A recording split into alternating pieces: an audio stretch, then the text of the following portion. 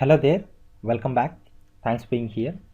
So, in our previous learning, we have learned how to record a API call so that the stub is automatically created and placed in mappings directory instead of we writing or we making it through Postman and storing it. So, we were using a recording concept.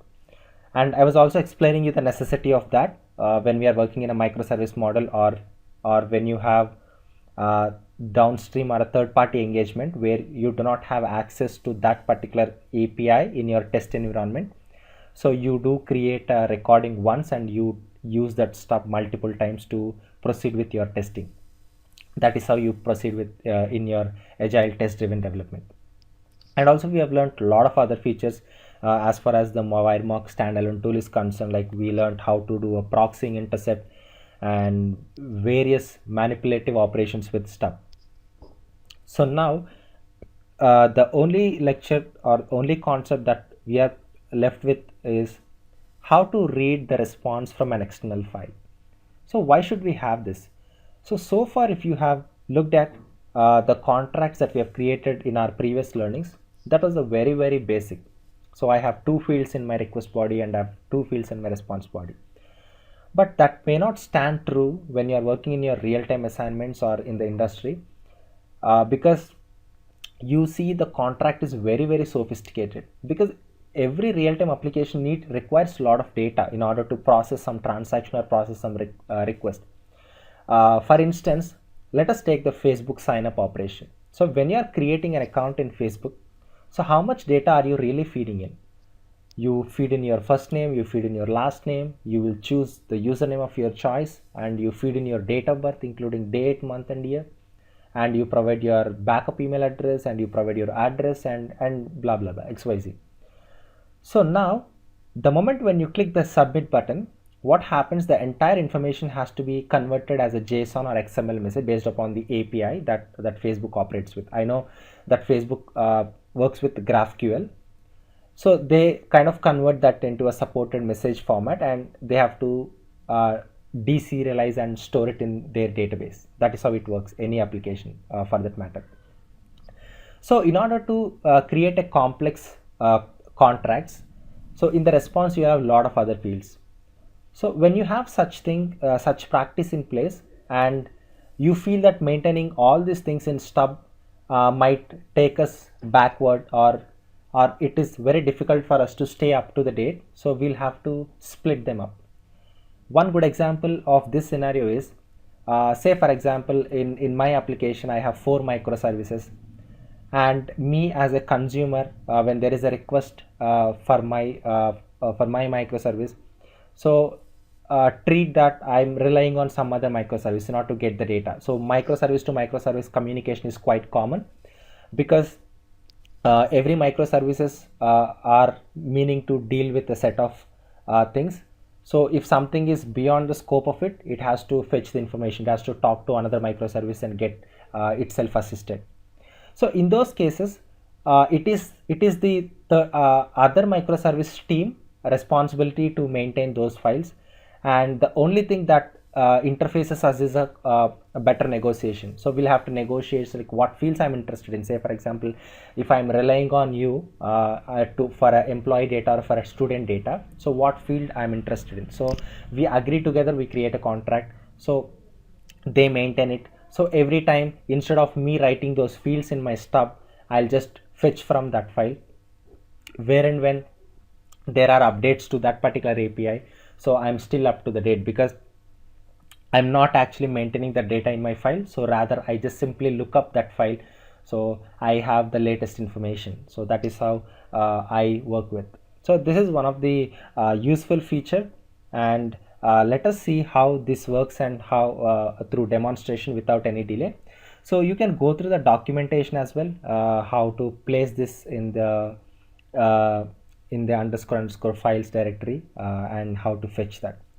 And body files is the name that you should be using, and here the path where that file resides actually goes.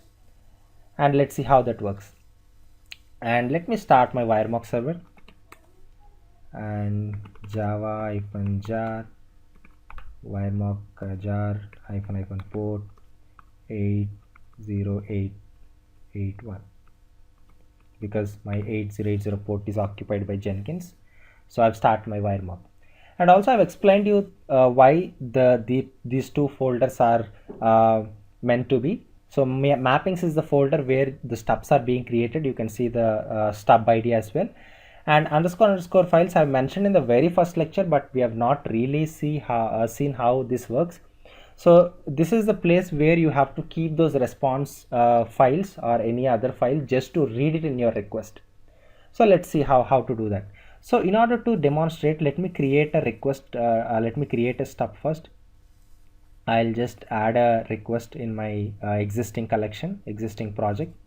So I would say this as employees, and this should be a post operation, and we know the endpoint. So how do we create body? So how do we create a stub? So we need to hit our local host, that is where my wire mock is running, 8081, and slash underscore admin slash mappings is the endpoint that we should be hitting. And since it is a post call, I'll have to carry a body message of JSON type. And let me write the contract. So I have two blocks. One is request block, and here where I have method for some time, let's say it is a get call, and URL. So my URL is /employee/1, and just give a comma because now we are going to go to request. So request, sorry, response. This is because request we already seen. Response, and in this thing I'll mention the status should be 200 and body should be this is employee. So far we have created records like this, and if you see my body message, it is just a string. This is employee is a string, but if you see my endpoint, the endpoint is quite informative, employee /1, which means I'm trying to fetch the information of an employee whose ID is 1. So that is how you understand this is a path parameter or context URL. So when you're requesting for an employee details, do you expect to see such string message? So don't you expect some elaborative details, some detailed JSON message such like what is the ID and what is his name and in which department he is working on? So don't we expect that way? So when you are expecting response in that JSON format, so how do you actually capture it? How do you mention in the response block? So in order to do that, you have to write JSON body, not body, and JSON body, and again same thing, like you know pretty well by now, like how to specify the JSON body. Again, you have to start a curly brace and close it. So I would say ID is 1 and comma his name, for instance Federer, and the department is tennis. Okay, so maybe I would say department, and this is tennis. So that's it. So we are done with creating a JSON body. We have done with specifying the stub contract. So let me just create it by hitting send. So we have seen contract got successfully created, and employee /1 is our endpoint. Let me verify whether this particular thing is working or not. So I have verified stub already. So instead of student2, I'll specify employee /1. So let me just quickly do a get call, and there you go. You have seen the response as ID 1, name Federer, and department tennis. So when you have such kind of requirement to be coming from an external file, so how do you handle that? And also there can be scenarios. Now I'm interested in employee 1, but there can be an endpoint where it will give multiple employee details as well. So in that case, how do you handle? Let's see. So let me quickly go to the underscore file director, which is a directory in my wiremark instance folder. Let me create a JSON file here. So let me say this as for now. Let me open this one. So I'll have to write the same details. So ID is 1 and name is Rafa this time, and department I would say, for instance, as football, for instance. Yeah, maybe football. Okay, so now let me save this as a JSON file, because it should not be a text document, guys, please understand.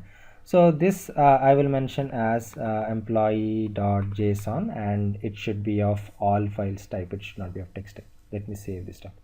So the document got saved and we have a response specified. So just hit enter, and now the wiremark mapping is there. So we know that in order to create a particular thing, we need to have that saved, okay, or we need to have that saved in the mappings directory. We know how to save a stub, so save all stubs. So how do you do that? Just do a post call to this with empty body message. Okay, so it actually does help. It'll help you to store this thing. I think there is a problem.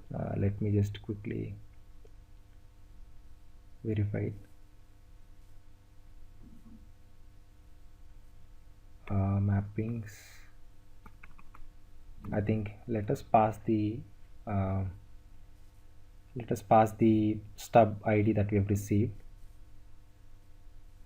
Let me just pass this particular stub ID which you wanted to save, and admin / mapping, I think EC stub ID is correct, and 8081 admin mappings, and save all stub. There is a post call to the post method 404 API, and something went wrong. So we can also create it by postman. So let me quickly demonstrate that. So instead of specifying this in the body, so what I would do is that I will just specify the file where this should be coming from. Okay, so instead of this thing JSON body, I would say this as body file name. So this body file name, so it should be coming from __ files / what is the name of the file that we have saved. It should be okay, let me rename this. I think there is some spelling mistake. So employee, okay, employee is our JSON file name. So let me specify that. Employee.json, so body file name. So we have done one single change. We have removed the parameter called JSON body, and we have replaced with the body file name, and we have specified the path in which that particular employee file name is present. Let me hit send. You see that is created, and now let us verify the stub.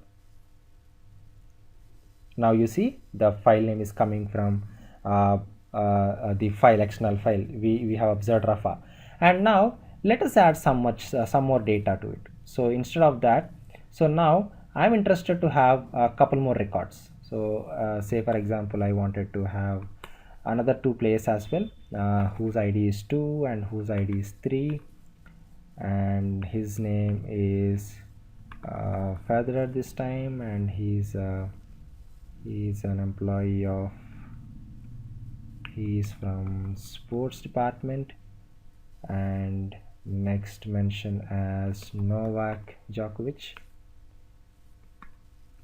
and he should be working in let us keep something called electronics department. electronics. Yeah. So since this is an array of records, we need to keep this in the array, square brackets open and close. So let me just make it big so that you understand properly.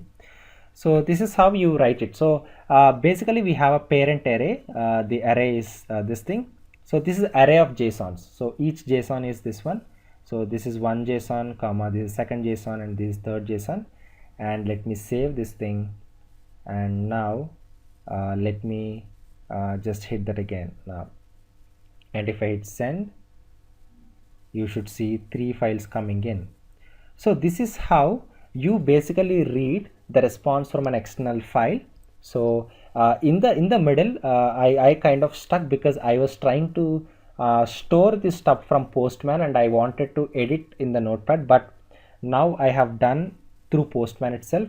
So the change that you have to remember is that the JSON body that I've demonstrated, I have hard-coded data. That block was completely removed and I've added a new line called body file name, and I've specified the path where that employee JSON present. So now I've gone to that file, and whatever the request body that I'm interested to see, so I have updated. So I wanted to have 3 records. So when what is the data that you keep here would be coming as a response when you hit this one, because that is how your stub is created. So this is it, guys. This is how you read your response from an external file. This is important concept when you are working in a microservice model application, and this is how you make your stub loosely coupled or little bit lighter weight. So please do focus on this learning and subscribe to this channel, and please do share this tutorial with any of your friends. Those may get benefited, because this is the skill set which is very vital, and this adds a lot of value. So trust me, guys, because you can have a check around with your project managers, or who are having some decent experience, or who are having peers into software industry, testing industry. So you will understand the value of this particular course. So please do subscribe to my channel so that you have a notification as and when I push a video. And like this video if you have felt that you have learned something great and new concept. So I'll come up with a new lecture. I think with this we have wrapped up the manual testing with the WireMock. So I'll be coming up with how to create a Maven project and start working this through automation. Like we will have a JavaScript written, and I'll show how to test with REST assured as well. So please stay focused, guys. So I am hoping that you guys are traveling with me on these lectures. So you have a great rest of today. Thank you so much.